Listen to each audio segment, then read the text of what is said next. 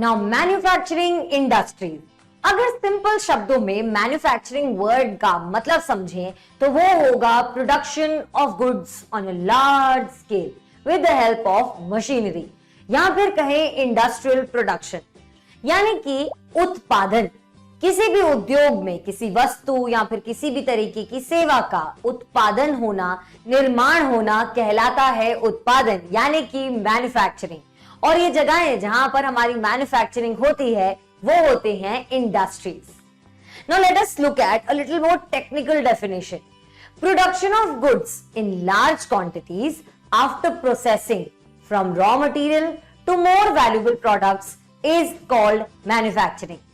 हम लोगों ने पढ़ा है कि कैसे एक रॉ मटेरियल को कन्वर्ट कर दिया जाता है, प्रोसेस कर दिया जाता है into a finish product.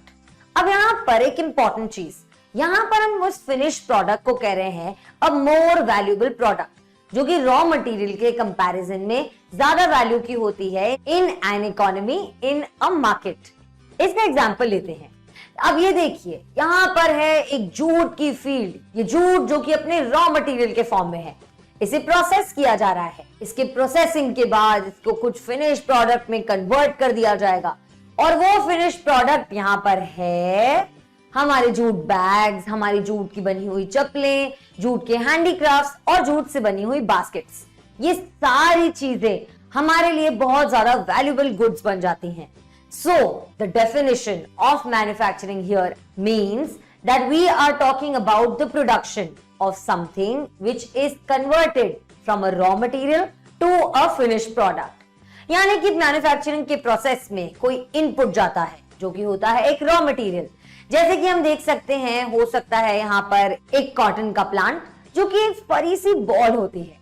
In the process of manufacturing, जब वो चीज बन रही होती है, मैन्युफैक्चर हो रही होती है, तो वो बनती है फ्रॉम दैट कॉटन का सिंपल सा बॉल टू अ थ्रेड।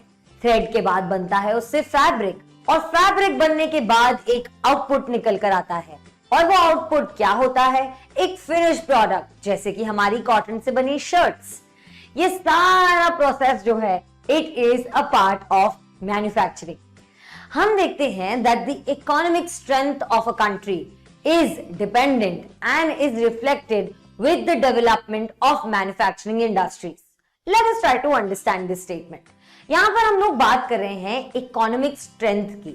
हमें पता है कि इकोनॉमिक स्ट्रेंथ यानी कि किस तरीके से पैसा फ्लो हो रहा है, कितनी सारी चीजें हमारे मार्केट में अवेलेबल हैं, किस तरीके की चीजें खरीदी जा रही हैं, किस तरीके की चीजें बेची जा रही हैं, और ये चीजें बन कहां से रही हैं।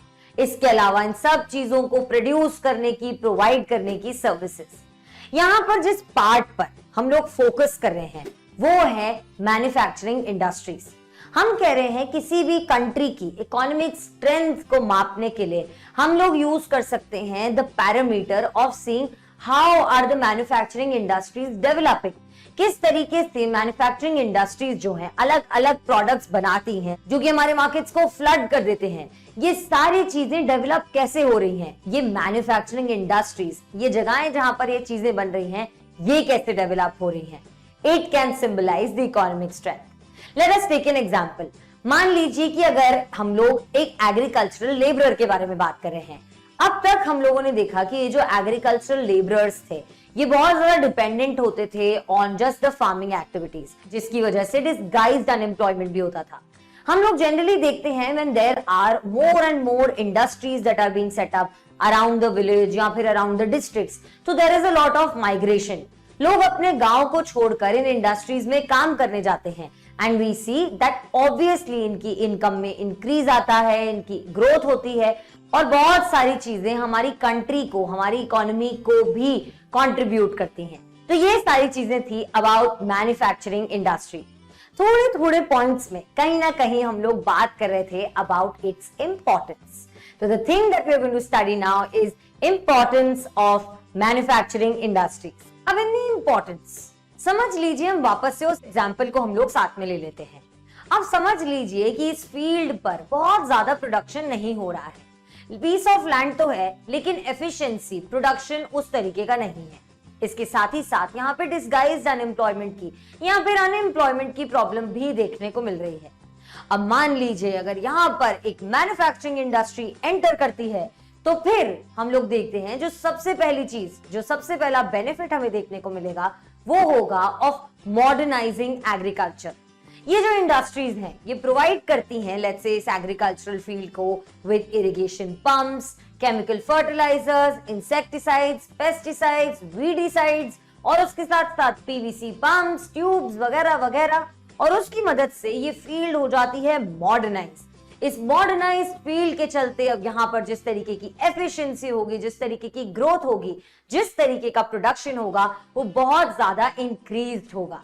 तो आप देखिए यहाँ पर वो फील्ड जो कि पहले बहुत ज्यादा अच्छे तरीके से काम नहीं कर रही थी, with the help of things which are produced in industries बहुत अच्छे तरीके से ग्रो कर रही हैं, प्रॉस्पर कर पा रही हैं। अब मान लीजिए यहाँ पर जो क्रॉप ग्रो हो रही है वो है पोटैटो क्रॉप। तो पोटैटो क्रॉप बहुत ज्यादा अबंडेंस में यहाँ पर प्रोड्यूस हो गई है। तो यहाँ पर आ जाता है दूसरा importance of a manufacturing industry, which is that it also provides jobs in secondary and tertiary sector। कैसे कि ये जो पोटैटो क्रॉप है इसे स्टोर करने के लिए इतनी बड़ी क्वांटिटी में नेचुरली कोल्ड स्टोरेजेस की जरूरत पड़ेगी, और इतनी बड़ी क्वांटिटी में इसे ट्रांसपोर्ट करने के लिए ट्रांसपोर्ट फैसिलिटीज की भी जरूरत पड़ेगी। तो यहाँ पर कोल्ड स्टोरेज का बनना या फिर इसकी ट्रांसपोर्टेशन फैसिलिटीज में जिस तरीके का एम्प्लॉयमेंट एंगेज्ड होगा, जिस तरीके के लोग एंगेज्ड होंगे और जैसे जैसे लोग इससे प्रॉफिट कमा पाएंगे, ये सारी चीजें एड ऑन करेंगी in providing jobs in these sectors. आगे चलते हैं एंड देखते हैं पार्ट 2 ऑफ दिस इंपॉर्टेंस। अब ये तो हमें पता है कि इस जगह पर अनएम्प्लॉयमेंट की प्रॉब्लम है। ये जो इंडस्ट्री गांव में ही अगर सेटअप हो जाती है तो यहाँ पर जो फैमिली के अनएम्प्लॉयड, यहाँ पे डिसगाइज्ड अनएम्प्लॉयड लोग हैं वो सब मूव कर सकते हैं इन दीज फैक्ट्रीज और यहाँ पर काम कर सकते हैं। So it helps in eradication of unemployment and a very important social issue like poverty. यहाँ पर आप देखिए पॉवर्टी जो है, जो हमें पता है एक बहुत ही प्रेवलेंट प्रॉब्लम है। अगर किसी सेक्टर में किसी जगह पर जॉब्स क्रिएट कर दी जाए तो फिर अनएम्प्लॉयमेंट की प्रॉब्लम के साथ साथ पॉवर्टी की प्रॉब्लम भी इरेडिकेट हो जाती है। इस पूरे एग्जाम्पल में हम देखते हैं कि कैसे इंसान के पास बहुत ज्यादा इनकम जनरेशन होता है और उसके साथ ही साथ प्रोस्पेरिटी भी आती है। आगे चलते हैं और हम लोग देखते हैं the third importance is that establishing industries in tribal and backward areas helps to remove regional disparities. यानी कि अगर हम लोग इंडस्ट्रीज को ट्राइबल एरियाज में या फिर बैकवर्ड एरियाज में डेवलप करते हैं तो जो रीजनल डिस्पैरिटीज होती हैं वो कम हो जाती हैं।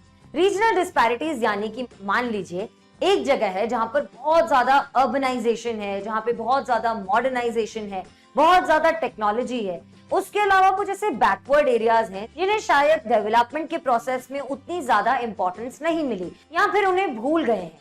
अगर ऐसी जगहों पर हम लोग इंडस्ट्रीज को लगा देते हैं तो यहाँ पर वो लेकर आती है inflow of a lot of technology, अलग अलग कल्चर साथ में आएगा, उसके साथ साथ बहुत सारी ऐसी चीजें साथ में आएंगी जो वहां के लोगों को प्रॉस्पर करने में मदद करेंगी। इसका क्लासिक एग्जांपल हम ले सकते हैं ऑफ विलेज नीमराना, जो कि अलवर डिस्ट्रिक्ट का एक पार्ट है। इसकी स्ट्रैटेजिक लोकेशन मुंबई, दिल्ली और बाकी सारी मेट्रोपॉलिटन सिटीज से पास में और इजीली एक्सेसिबल होने की वजह से यहाँ पर इंडस्ट्री सेटअप की गई। यहाँ पे कौन कौन सी इंडस्ट्री सेटअप की गई? Ceramic industries, sanitary industries, glass और इसके अलावा बहुत सारी इंडस्ट्रीज यहाँ पर सेटअप की गई। और उन इंडस्ट्रीज के सेटअप होने से इस पूरे एरिया में बहुत ज्यादा डेवलपमेंट देखने को मिला। In fact it also became a Japanese zone. तो यहाँ पर हम लोग देखते हैं एक बैकवर्ड एरिया में अगर हम लोग इंडस्ट्री सेटअप कर देते हैं तो बहुत सारा डेवलपमेंट देखने को मिलता है और इसके अलावा जो रीजनल डिस्पैरिटीज हैं ये भी कम हो जाती हैं। नीमराना के बहुत सारे रेस्टोरेंट्स जापानीज फूड सर्व करने लगे हैं। The next importance is expanding trade and commerce which brings foreign exchange. अब देखिए हमने जो बहुत सारी पोटैटो क्रॉप को ग्रो कर लिया, यहाँ पे नीमराना में जो इंडस्ट्री सेटल हुई है वहां पर नेचुरली शायद फॉरेन इन्वेस्टर्स भी आए हों, उन लोगों ने भी वहां पर इन्वेस्ट किया हो। तो इस सारे तरीके से हम लोग देखते हैं प्रोडक्शन इंक्रीज हो जाने की वजह से हम लोगों के एक्सपोर्ट्स इंक्रीज हो जाएंगे और वहां से आएगा हमारे पास फॉरेन एक्सचेंज। और इसके साथ ही साथ अगर हमारे यहाँ पर फॉरेन इन्वेस्टर्स आते हैं तो भी हमारे पास बहुत सारा फॉरेन एक्सचेंज आता है। ये सारी चीजें ट्रेड और कॉमर्स के बढ़ने से लाती हैं हमारे लिए बहुत ज्यादा इकोनॉमिक डेवलपमेंट और प्रॉस्पेरिटी।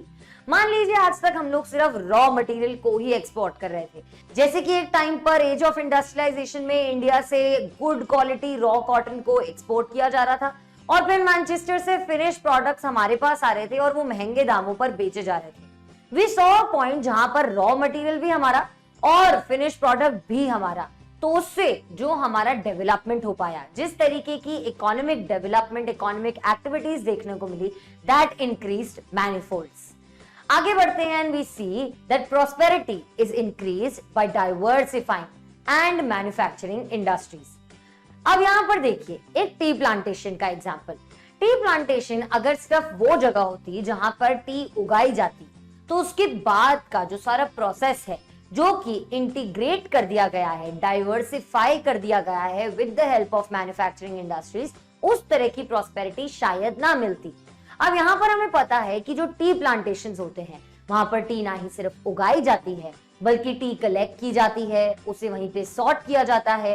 प्लांटेशंस के अंदर ही मैन्युफैक्चरिंग यूनिट्स भी होते हैं जो कि इस पूरे प्रोसेस को फास्टन कर देते हैं, सॉर्ट हो जाते हैं, टी का प्रोडक्शन होता है और उसको बैग्स में इनफैक्ट पैक करके वहीं से ही एक्सपोर्ट या फिर अलग अलग जगहों पर भेजा भी जाता है।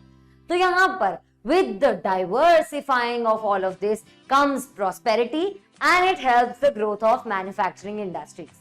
ये सारे जो पॉइंट्स हैं अभी हमने देखे of manufacturing industries tell us that there is a lot of scope that awaits us when we are actually investing in the secondary sector. जो पॉइंट जहां से हमने कहानी पढ़ना स्टार्ट की थी, जब हमने कहा था that economic strength of a country can be seen on the growth and development of manufacturing industries, अब हम उस चीज को अच्छे से जस्टिफाई भी कर पा रहे हैं कि कैसे इकोनॉमी की ग्रोथ के लिए डेवलपमेंट ऑफ मैन्युफैक्चरिंग इंडस्ट्रीज बहुत ज्यादा इंपॉर्टेंट और वाइटल है। Now with this, we can obviously safely conclude that manufacturing industries serve as the backbone of the economic development. Along with bringing up agricultural industries, उसके साथ साथ tertiary sector को भी boom करने वाली ये industry helps us in the overall growth and development of an economy. Let us move ahead and understand what are these different kinds of industries और कैसे agriculture और industry को अलग नहीं किया जा सकता। Let us find out what is there to unfold next. Thank you.